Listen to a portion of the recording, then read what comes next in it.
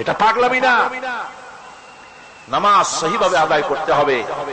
নামাজ থেকে দাঁড়াবেন, রুকুর থেকে দাঁড়ায় গেলেন, বলবেন রব্বানা লাকাল হামদ, রব্বানা লাকাল হামদ হামদান কাসীরান তাইয়্যিবান মুবারাকান ফীহি। একজন সাহাবী এই দোয়াটা পড়ছিলেন। নামাজ শেষ করে আল্লাহর নবী প্রশ্ন করলেন, নামাজের ভিতরে অতিরিক্ত এই কথাগুলি কে বলেছো?